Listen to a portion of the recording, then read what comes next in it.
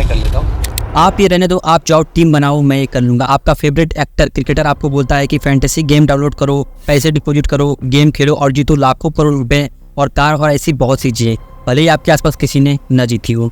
आप आंख बंद कर इन सभी चीज़ों पर विश्वास कर लेते हो, बट इसके पीछे एक बिजनेस मॉडल चल रहा है, वो भी एक माइंडसेट के साथ। आपके पैसे का यूज किया जा रहा है और आपको लगता है कि यह एक सिंपल सा फैंटेसी गेम है जिसमें पैसे इन्वेस्ट करो, गेम खेलो, जीतो लाखों करोड़ रुपए और रातों रात करोड़पति बन जाओ। बट ऐसा बिल्कुल नहीं है। 2 प्लेयर, 3 प्लेयर, टोनी, गनशॉट, बहुत वैरायटी। यहाँ आपका गेम और पैसा दोनों से। बेटिंग इंडिया में कोई नई चीज़ नहीं है। महाभारत के टाइम पर बेटिंग की गई थी। यहाँ तक कि हर एक गली मोहल्ले में आपको बेटिंग करते लोग मिल जाएंगे। यहाँ तक कि मेले में भी बेटिंग होती है, बट यह इंडिया में पूरी तरह से इलीगल है, क्राइम है। डिजिटल बेटिंग की शुरुआत हर्ष जैन और उनके दोस्तों ने मिलकर 2008 में किया, खुद पैसे कमाने के लिए, और उस ऐप का नाम था ड्रीम 11। शुरू में इसको यूजर बहुत कम थे, बट जब डिजिटल इंडिया होने लगा 2016 में UPI पेमेंट आ गया और मोबाइल रिचार्ज से चार्जेस आने लगे, उस टाइम पर इसके यूजर बम्प कर गए। लगभग 4 करोड़ 80 लाख के आसपास हो गए। धीरे धीरे इसके यूजर बढ़ने लगे और आज इसके यूजर करोड़ों में हैं। इस पर एक ही दिन के अंदर करोड़ों में रुपए इन्वेस्ट होते हैं और गेम खेले जाते हैं, बट इससे किसी का फ़ायदा हो या ना हो, बट उस प्राइज मनी में से कंपनी का 30 से 40% हिस्सा फिक्स रहता है। अब इंडिया में बहुत से फैंटेसी गेम आ चुके हैं, बट पैसों के मामले में ड्रीम 11 नंबर 1 फैंटेसी गेम है। इंडिया में बेटिंग करना, जुआ खेलना इलीगल है, तो अब तक इन सभी फैंटेसी गेम को बैन क्यों नहीं किया गया? वैसे असम, सिक्किम, नागालैंड, उड़ीसा, तेलंगाना, आंध्र प्रदेश, इन सभी स्टेट में ये सभी ऐप प्रॉपर तरीके से बैन है। आप इन सभी ऐप को इन सभी स्टेट में यूज नहीं कर सकते। बाकी सभी स्टेट में इसे बड़े लेवल पर खेला जाता है। जब कोर्ट में इसे बैन करने की मांग उठी तो बड़ी ही आसानी से फैंटेसी गेम वालों ने कह दिया कि यह एक गेम ऑफ चांस नहीं बल्कि गेम ऑफ स्किल है। 2 टाइप्स के गेम होते हैं, एक गेम ऑफ चांस जैसे कि कसिनो में खेले जाने वाला गेम जिसमें लोग अपना लक आजमाते हैं। पब्लिक गैम्बलिंग एक्ट 1867 के तहत इंडिया में पर्सन टू पर्सन बेटिंग करना इलीगल है। 2 पर्सन मिलकर आपस में बेटिंग नहीं कर सकते।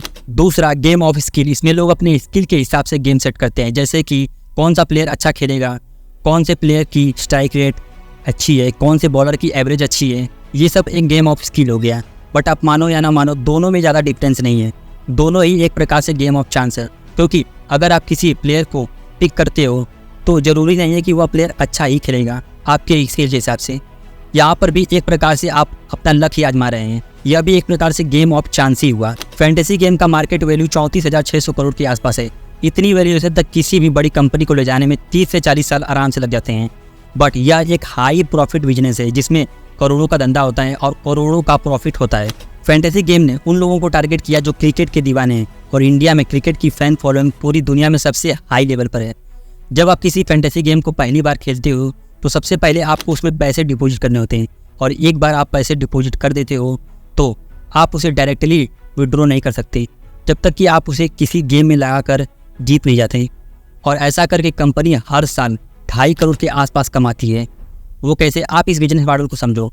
जब आप पैसे डिपॉजिट करते हो तो वह पैसा लॉक हो जाता है, और उस लॉक पैसे को कंपनी किसी बैंक में FD कराकर हाई इंटरेस्ट रेट पर प्रॉफिट कमाकर पैसे कमाती है। और इस साल ड्रीम 11 की कंपनी ऐसा करके लगभग 2.5 करोड़ के आसपास की कमाई की। जब एक बार पैसा डिपॉजिट कर देते हो तो आपको वो पैसा गेम में लगाना ही पड़ता है, क्योंकि बिना लगाए आप उसे निकाल नहीं सकते।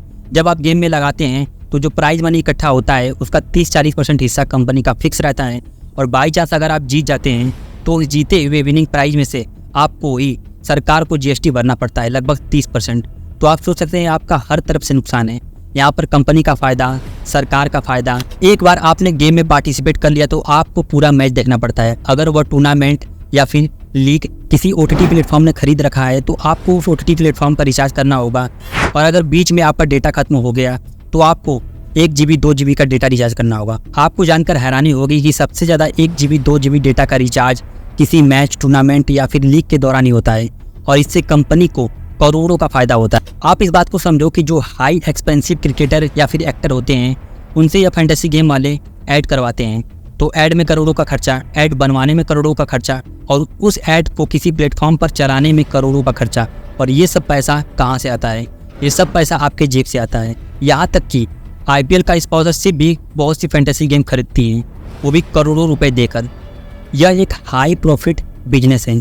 फैंटेसी ऐप में जो अधिकतर कलर यूज होता है वो या तो रेड होता है या तो ब्राइट कलर होता है, और ये कलर आपके माइंड को उस ऐप की तरफ अट्रैक्ट करती है। जैसे किसी आप कसिनो में पहली बार जुआ खेलने जाएंगे तो आपको कसिनो वाले 10-20 डॉलर का फ्री कॉइन देते हैं ताकि आपको उस चीज़ की लत लग सके। और ठीक इसी तरह फैंटेसी गेम वाले आपको बोनस के तौर पर पैसे देते हैं ताकि आप इस गेम को खेलो, आपको उस चीज़ की लत लगे। यहाँ तक कि ऐड में दिखाया जाता है कि आपको इसकी लत लग सकती है, आप इसे अपने जिम्मेदारी पर खेलें। ऐसे गेम को खेलना है क्यों जिसमें रिस्क हो। ये मेरा एक ओपिनियन था फैंटेसी गेम को लेकर, बट इसे कोर्ट ने लीगल किया है तो इसे जुआ या फिर बेटिंग कहना गलत होगा। बट यह एक हाई प्रॉफिट बिजनेस है, इसके पीछे एक बिजनेस मॉडल चल रहा है और यह एक बहुत बड़ा बिजनेस मॉडल है जो आपके पीछे चल रहा है।